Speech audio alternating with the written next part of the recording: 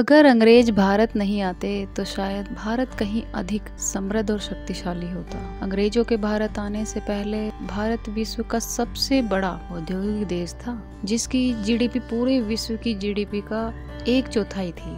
भारत की करेंसी विश्व की सबसे मजबूत और विश्वसनीय करेंसी थी, लेकिन मात्र 200 वर्षों में ही अंग्रेजों ने लूट खसोट कर भारत को पूरी तरह से दरिद्र कर दिया।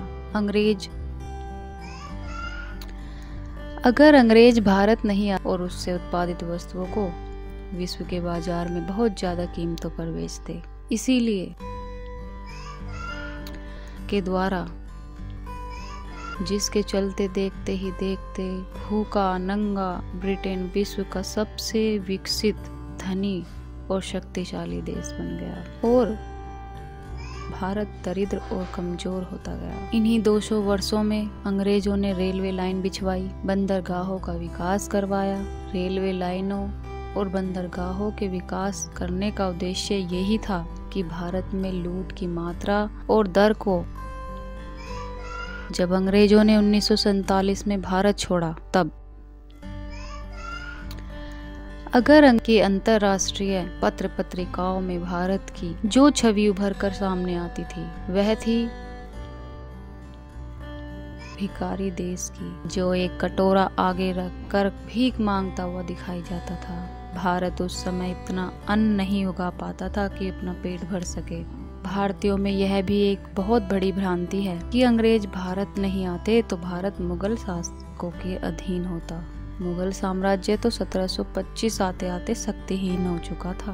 1857 तक मुगल सम्राट का साम्राज्य लाल किले तक सीमित हो चुका था, फिर वह भी समाप्त हो गया। यह सोचना भी हास्यास्पद है कि अगर अंग्रेज न आते तो भारत स्वतंत्रता प्राप्ति के बाद भी मुगलों के अधीन रहता। वैसे भी 20वीं शताब्दी विश्व भर के सम्राटों, महाराजों और राजे रजवाड़ों के पतन की शताब्दी रही है। इस दौरान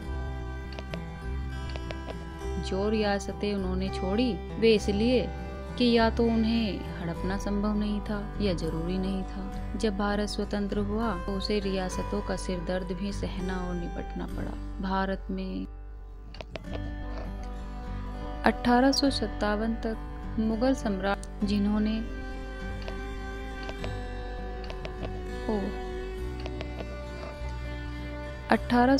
विज्ञान और प्रौद्योगिकी को बढ़ाया, परमाणु शक्ति संपन्न देश बनाया, भारत को अंतरिक्ष तक पहुंचाया।